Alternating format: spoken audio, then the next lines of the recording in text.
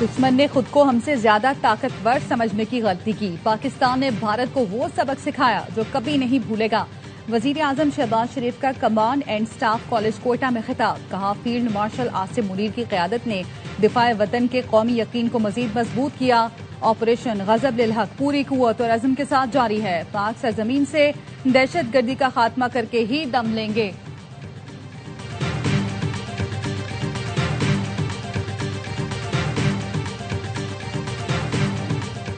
پروپیگنڈے، جعلی خبروں یا بیرونی سرپرستی میں جاری دہشت گردی سے پاکستان کی ترقی کا سفر روکا نہیں جا سکتا۔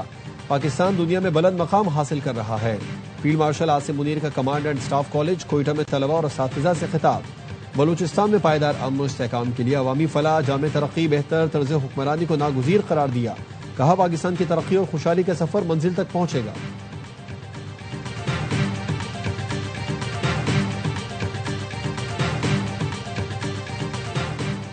امریکہ ایران پر حملہ کرنے سے 1 گھنٹہ دور تھا، جہازوں کو لوڈ کر لیا تھا۔ مجھے کل کال کر کے کہا گیا کچھ دن اور دے دیں۔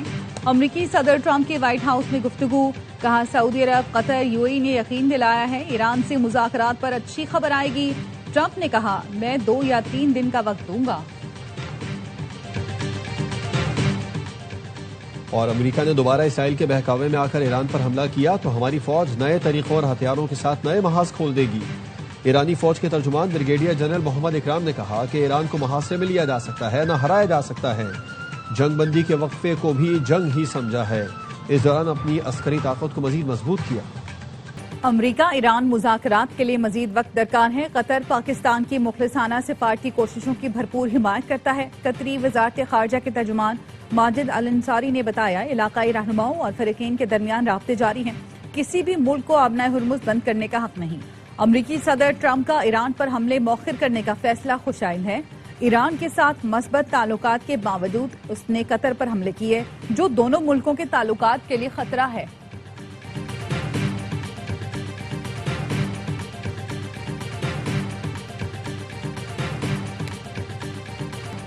متحدہ عرب امارات کا ڈرون حملے ناکام بنانے کا دعویٰ۔ اماراتی وزارت دفاع نے اپنے بیان میں کہا 48 گھنٹوں کے دوران دفاعی نظام نے شہریوں اور اہم تنصیبات کو نشانہ بنانے والے 6 ڈرون کو فضا میں ہی تباہ کر دیا۔ کوئی جانی یا مالی نقصان نہیں ہوا۔ 2 دن پہلے براکا ایٹمی بجلی گھر پر داغے گئے 3 ڈرون میں سے 2 کو کامیابی سے ناکارہ بنایا گیا۔ تیسرا ڈرون پلانٹ کے بیرونی حصے میں نصب جنریٹر پر گرا تھا۔ تحقیقات سے ثابت ہو چکا ہے کہ ڈرون عراقی سرزمین سے آئے تھے۔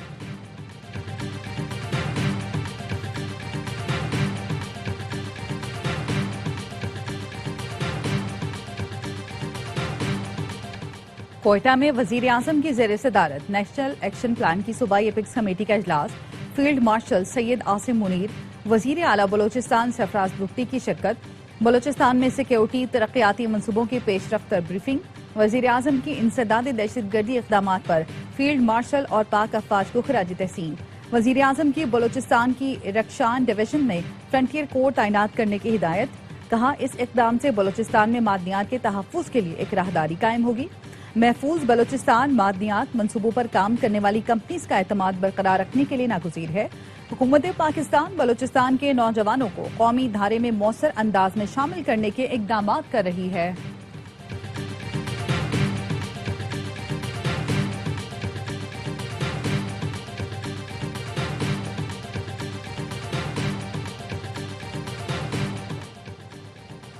سیکیورٹی فورسز کا شمالی وزیرستان میں خوارج کے خلاف انٹیلیجنس بیسڈ آپریشن۔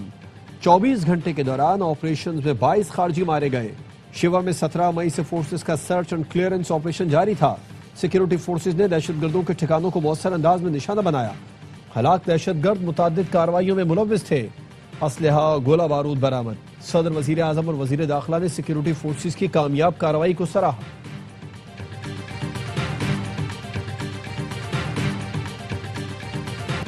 ثنا یوسف قتل کیس میں ملزم عمر حیات کو سزائے موت سنا دی گئی۔ اسلام آباد کی ڈسٹرکٹ اینڈ سیشن عدالت نے مرکزی ملزم عمر حیات کو سزائے موت سناتے ہوئے 20 لاکھ روپے جرمانہ بھی عائد کیا۔ 3 مقدموں میں 10-10 سال قید کی سزا سنائی گئی۔ ملزم عمر حیات نے ٹک ٹاکر ثنا یوسف کو دوستی نہ کرنے پر گھر میں گھس کر قتل کر دیا تھا۔ غمزدہ والدین نے قاتل کو سرعام پھانسی دینے کا مطالبہ کر دیا۔ والدہ نے کہا میرے سامنے پھول سی بچی کو گولیاں ماری گئیں، معافی کا سوال ہی پیدا نہیں ہوتا۔ ثنا کے والد کا کہنا تھا قاتل کی سزا پر عمل درآمد بتائے گا کہ یہ انسانوں کا معاشرہ ہے۔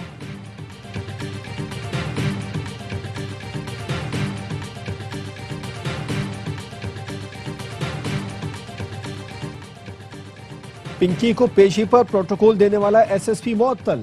ARY نیوز نے معاملہ اٹھایا، سندھ حکومت کو ہوش آیا، انکوائری بٹھائی، ذمہ داروں کی ہوئی کھچائی، ایس ایس پی سٹی سید علی حسن کو معطل کر دیا۔ ذرائع کا کہنا ہے ایس ایس پی سٹی نے SHO حنیف سیال کو پنکی کو عدالت میں فوری پیش کرنے کا حکم دیا تھا۔ کوکین کوئن انمول اور پنکی کو مزید 4 مقدمات میں جیل کمپلیکس پہنچا دیا گیا۔ ڈسٹرکٹ اینڈ سیشن جج جنوبی نے پولیس کی صدا پر ملزمہ کو جیل میں قائم عدالت میں پیش کرنے کی اجازت دی۔ پولیس کا کہنا ہے کہ ملزمہ کو سٹی کورٹ میں پیش کرنا سیکیورٹی رسک ہے۔ پولیس نے صحافیوں کو انمول اور پنکی کیس کی کوریج سے روک دیا۔ اہلکار نے بتایا کہ افسران کی سخت ہدایت ہے کوئی صحافی اندر داخل نہ ہو۔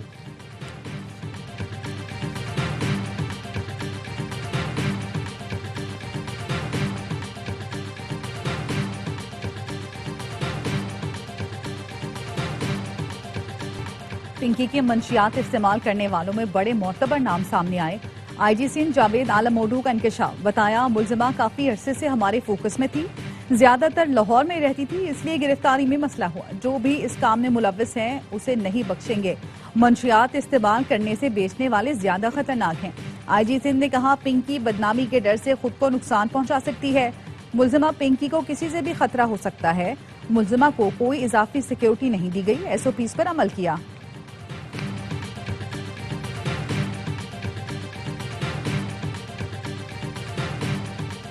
اسلام آباد ہائی کورٹ میں تعلیمی اداروں سے منشیات کے خاتمے کے کیس میں کوکین ڈیلر پنکی کا تذکرہ، جسٹس راجہ انعام نے ریمارکس دیے۔ پہلے دن سے کہا گیا منشیات رائڈر اور ڈیلیوری بوائے کے ذریعے سپلائی ہوتی ہے۔ HEC حکام نے جواب دیا تعلیمی اداروں میں آنے والے ہر رائڈر اور ڈیلیوری بوائے کی چیکنگ کی جاتی ہے۔ عدالت نے میڈیا پر منشیات کے خلاف آگہی مہم سے متعلق پیمرا سے رپورٹ طلب کر لی۔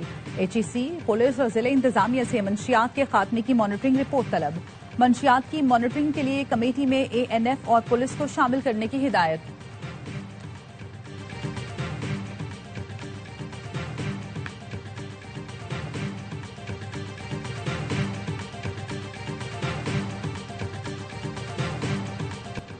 بانی PTI کے طبی معائنے کے لیے میڈیکل ٹیم اڈیالہ جیل پہنچ گئی۔ میڈیکل ٹیم میں ڈاکٹر ندیم، ڈاکٹر عارف اور سٹاف کے ارکان شامل۔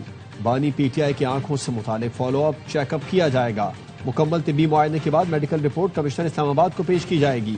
رپورٹ کی روشنی میں بانی کے مزید علاج سے متعلق حتمی فیصلہ کیا جائے گا۔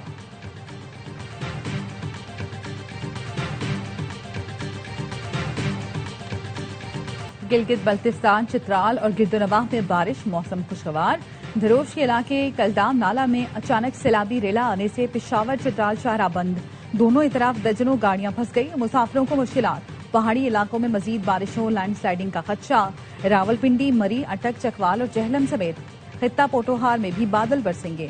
NDMA نے 26 مئی تک گرمی کی شدید لہر کا خدشہ ظاہر کر دیا۔ سندھ، جنوبی پنجاب اور بلوچستان میں درجہ حرارت 42 ڈگری سے تجاوز کر جائے گا۔